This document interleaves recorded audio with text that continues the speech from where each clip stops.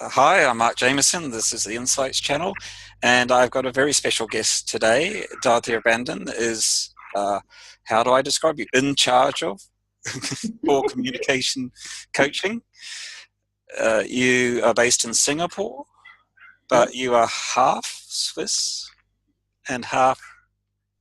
I'm completely Swiss now, the passport, but in terms of the where I come from, in half Swedish, half Italian.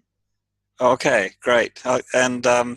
So you've been traveling around a bit and doing many things in your life. I understand you were an actress in a previous incarnation.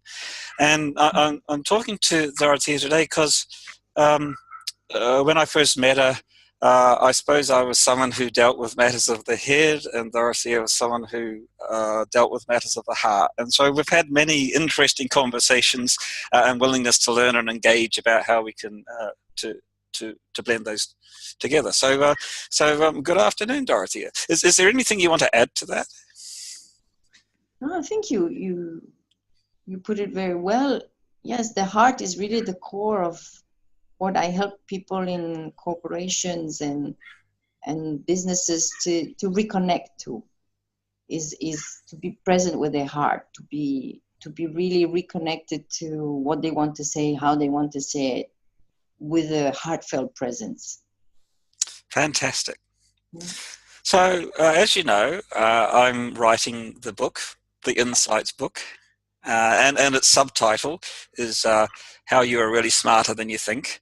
And so the Insights channel is, well, it's collecting material and it's investigating and understanding what insight means to different people. So if I could ask you, what does insight mean to you? Okay, insight. It's is these moments where all of a sudden something that didn't make sense at all becomes very clear,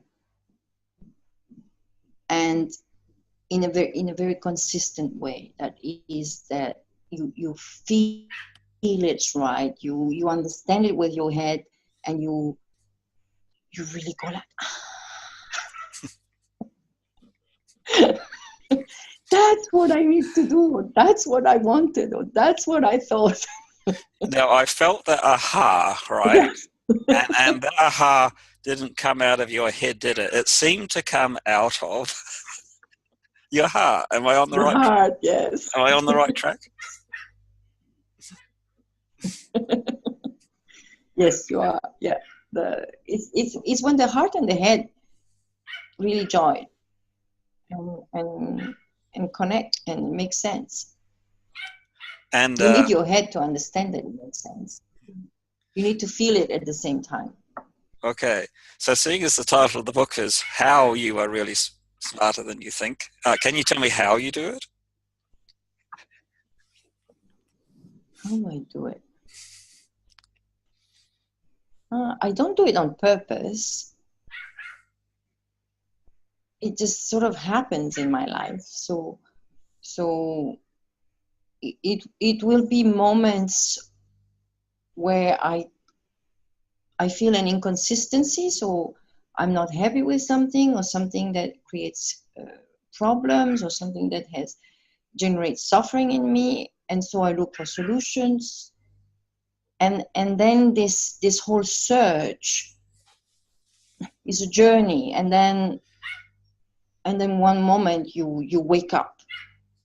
Other types of insights would be, I trust 100% my unconscious to solve it for me.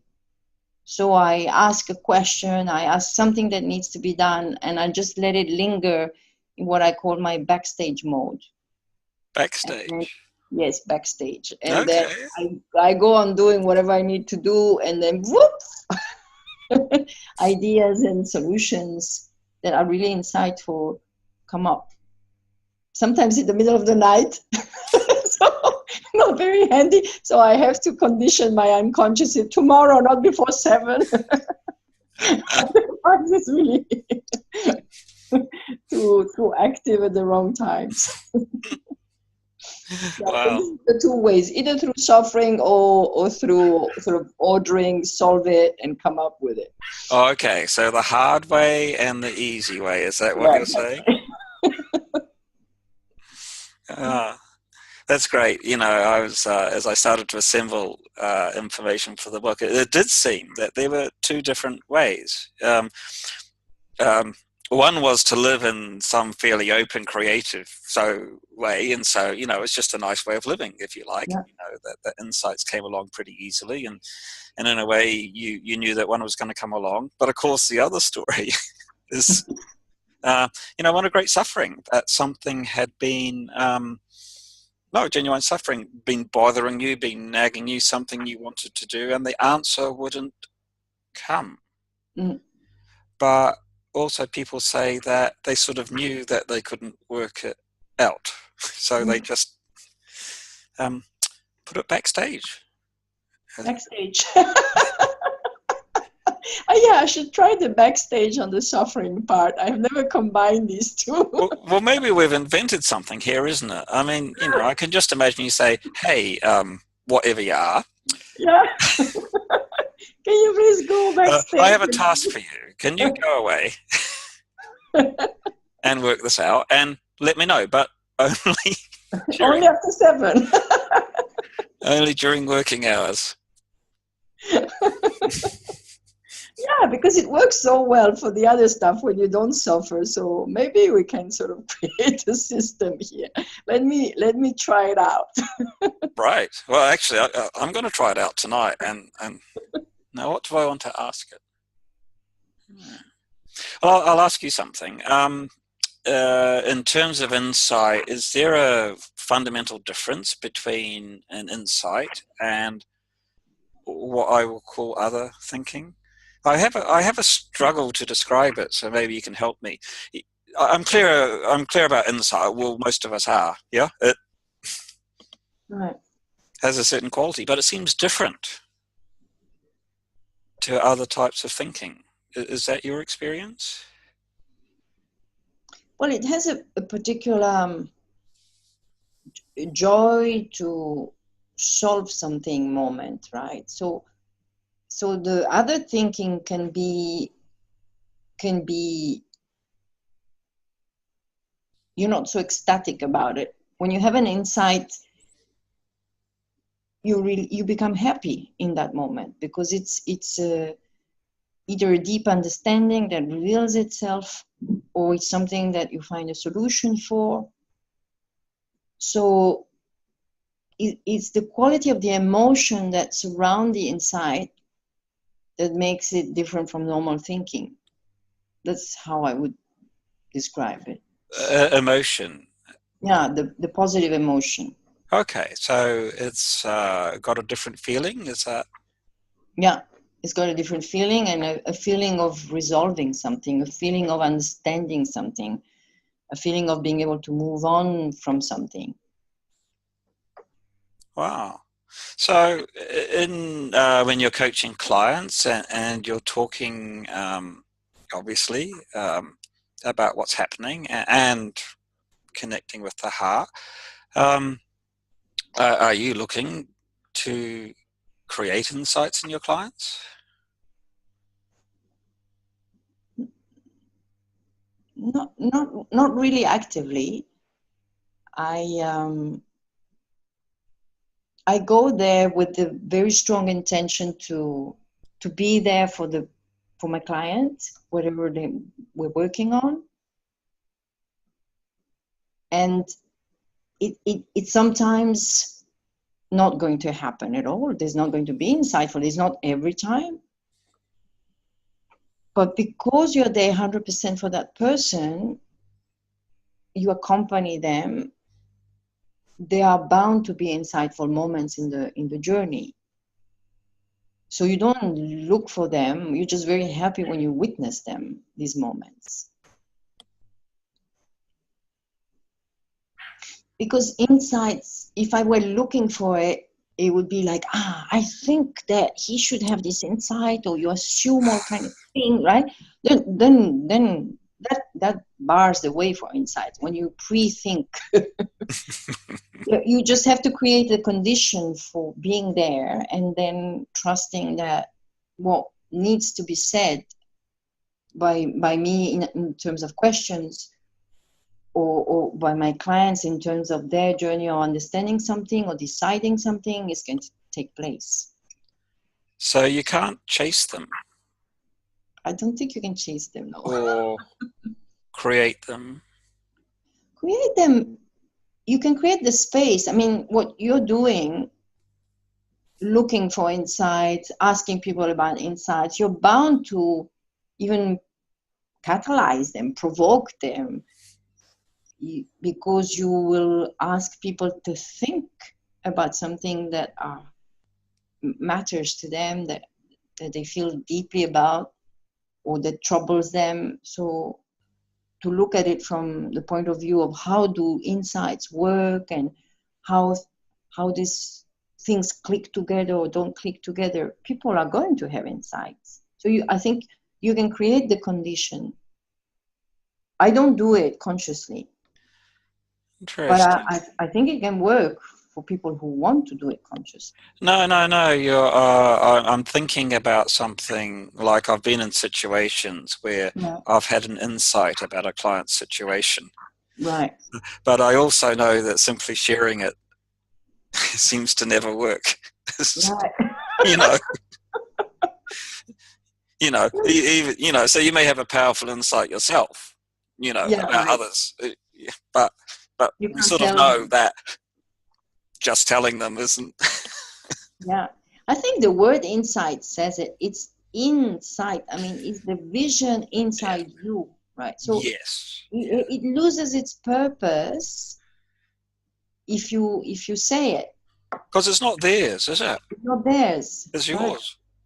Even if you help somebody, like you help somebody to explore something, you don't know until they live it and they reach the same conclusion that is true.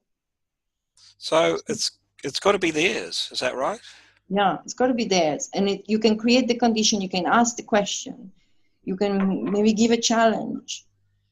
Yeah. So tell me more about the conditions for insight. If we can't give them to people, If we can't give them to people, well, what are the conditions by which they can have well, their own? it's about the questions. So the questions will come out. And those ones you can't plan that much. I mean, but you can, because when I coach, I'm in the flow. And so I don't plan, I don't structure, except that we are going to talk about this thing that you decide at the beginning of the coaching. What is it that you want to resolve today, right? So that's the beginning part of the coaching session, and this all back and forth. Then when the client has his issue clear, you start coming up with the questions that are very insightful sometimes, and sometimes less. But you just have to trust the process. The process? Yeah, the process of the dialogue, of being there for your client, of being present for your client. That's when insights happen in you, and when you can ask the right question, and then they can have insightful moments. So you mentioned presence and you mentioned flow. Can you tell me Yes. more about that and how you would get into that? Okay, so for me, I'm very astonished every time when the flow is there. And I remember how I was before the coaching session. So when you arrive there and you're stressed, you're not calm at all, you've got 3,000 things in your head, and you think, what am I going to do? How am I going to deal with this? And then you step into the coaching role, where you take responsibility to be there for the person to have the space to think, resolve, find solution. Right? it creates a magic. It creates something that happens that you don't know where it comes from. And you realize you're in flow when you get out. The flow is so absorbing that you don't notice it. You know, I'm digging on here because I hear these words, and I think lots of people have, you know, like flow, and people talk about it, Right. and presence, and it's a very good thing. But it doesn't sound like something we can do on command, or doesn't. You know, is there a? Can you give me 7 ways of getting into the flow? It doesn't seem to work. Well, for me, the coaching situation brings flow. Okay. And which it's not necessarily so in a normal conversation. A normal conversation doesn't necessarily have flow. Sometimes it does, sometimes it doesn't. But when I go into the coaching dynamic, then the flow is there. And I don't know how it happens. I don't know how to measure it even, but it's like I'm astonished to see every time it's there. And I think it's the decision, the intention of really being there for that person, creating that space, even if they're struggling and they don't know, and then the things happening, and you just, how do I define flow? You just have that feeling of, oh, that was the question they needed. And you know when they answer it, that is the right question. But you don't think about the question when you're asking it, it just comes out. So it's it sounds terrible. It's like flow. Is that Yeah, flow. all right? As opposed to, I suppose, plotting or planning or structuring. Is it the absence of that, or? I mean, a coaching session has a structure because it has a beginning, it has an end.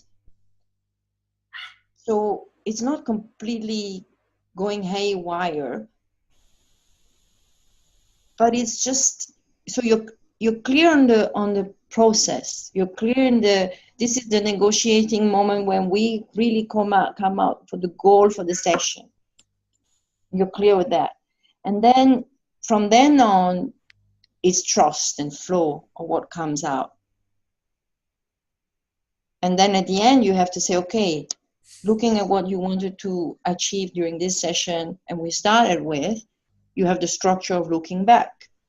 And that is very important of the structure, because in that part, the client is going to decide what to do next, how to move on, whatever they want to, etc. So it's not completely devoid of process and structure. Is there, but it's got this complete freedom in between, this flow. It has to be free. It cannot be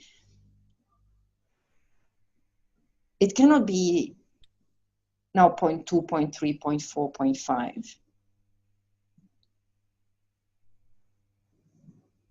0.5. The solution focused approach that I was trained for coaching has certain steps and structure, but what's fascinating, the flow feeling comes when the client is your expert. So when the client who is your expert needs or wants to go in this direction, you know the elements, and you it's like, how come I combine them this way? You don't think, it just happens.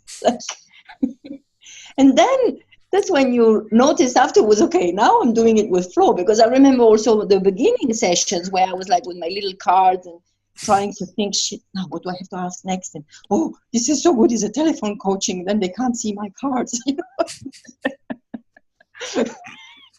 And the difference with the flow.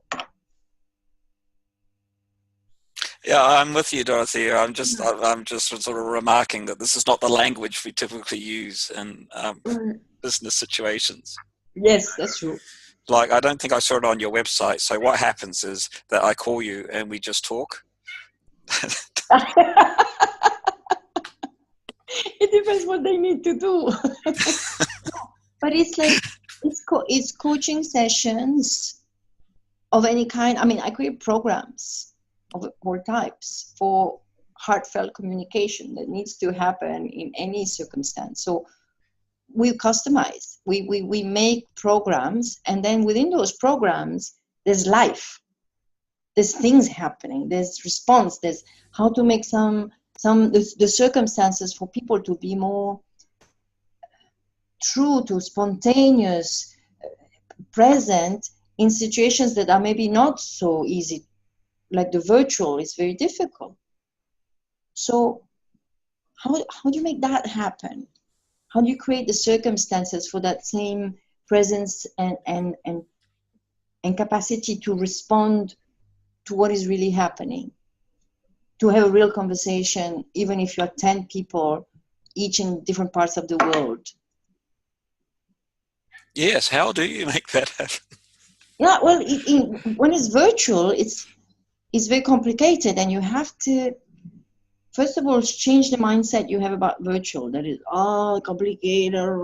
So it brings out the worst out of people when they don't think it's an opportunity to. What I've seen is that it's an opportunity for people to not take things for granted.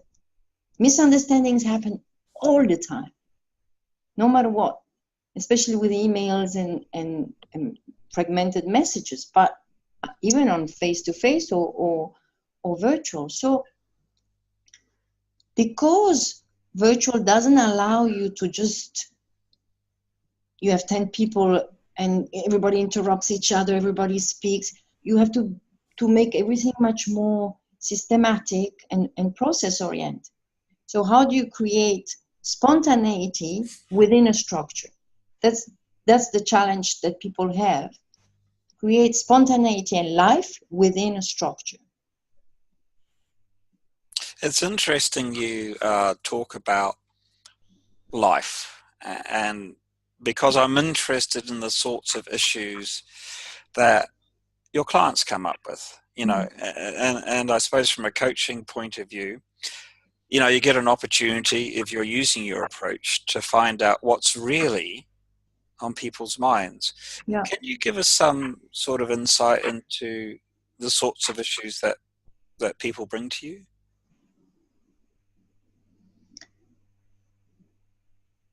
The sort of issues that it's so vast. Sort of issues. It's always around communication, because this is what I help people with. Communication being, for me, the consistency between what is happening inside me, what is it that I need to say, what is it that I want to say, and then the circumstances. Who am I speaking with? Who am I sending a message to? Okay, so that's the basic, the surface. But then you have all the rest. You have people that are from different cultures, people that have different values, people that have thoughts that don't match their feelings. So you have a lot of complexity going on. So what I help people to do is to clarify themselves. What is it that they want to resolve? The why, the root. What is it that they have at the core of their messages that they need to say? Okay? And that needs quite a lot of work. And sometimes it brings out that they've been asked to say something that they don't believe in, or that they have to say something that they don't believe in, or that they don't dare to face or bring out a truth that everybody is like the big elephant in the boardroom and nobody is talking about, and everybody turning around, etc., etc. So how to acknowledge it, bring it out so it doesn't hurt people, but at the same time you face it and you make something that helps people to deal with it in whatever situations they are in the company. So you can have a lot of things like this. Then you have also sometimes misunderstandings that turn into conflicts. And I help clients to deal with the whole dynamic of how to make that communication really work.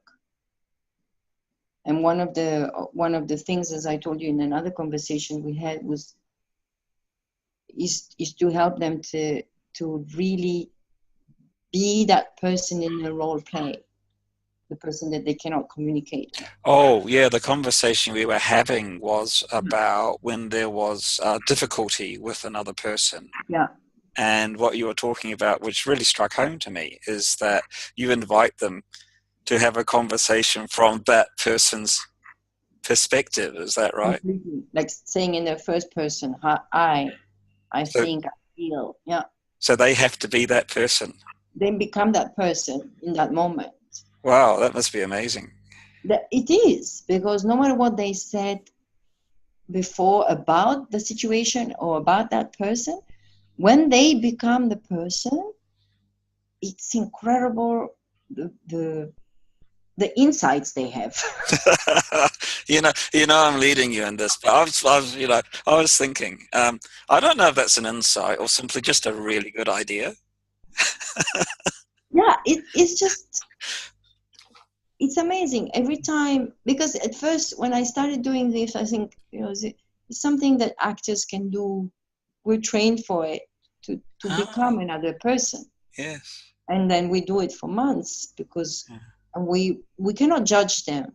We cannot judge that character, even if they function very differently from us. So that develops a whole way of empathy that i- is very deep. It gives you a pretty wide understanding of how other beings would behave, react, think, do, respond, right? And then I came with my little square idea that actors are particularly good with that. But actually, my realization, my insight, my discovery was that everybody can do it, and they can do it like that. Wow. They are put in that situation, and they honestly try to think and be that person. What happens? It sounds amazing. What happens is that they start really thinking and saying what they would say without judging them, Yes. and they have that part of being themselves that hears it, of course. Yes. Yes. So all of a sudden they really hear the point of view and the sufferings and the insecurities, or whatever is going on in the other person, with a lot of precision. And it somehow is an intelligence that is so deep that when they do verify the situation, it turns out to be true. I like all of that. And, I was going to ask a question, but it's one of those ones that I think I know the answer. But imagine if you put yourself in someone else's shoes. They look pretty similar to yourself, don't they? No, they could be very different. Okay. They could be very different, because they will be different. A way of thinking, way of behaving, way of valuing things. But the Ah, moment you become them, there's a legitimacy in exploring and saying. So it does give you another perspective, and their perspective is just as valid as yours. yeah. It's their, I'm hearing yeah, this beautiful thing, which is respect. yeah, Yeah. So, you're saying, look, you look at people and they are different, yeah. genuinely, but there's a fundamental respect for those differences. That's what I heard. Yes, because when you start saying I, and you really do the exercise in thinking, okay, I am this person, you step into that with the attitude of respect, of exploring, of trying. If you do it as a caricature, as a game, some truth might come out, but then there would be the irony, there would be your distance. Yeah, yeah. And this is what I hear.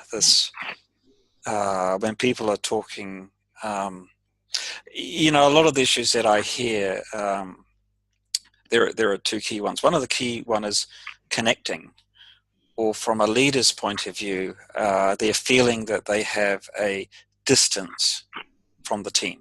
Right. And it seems that they want to address it both because it makes things run a lot better if Right. you're communicating effectively, but it seems even deeper than that, that like a basic human need Yeah. to do that. And I'm just hearing some beautiful ways of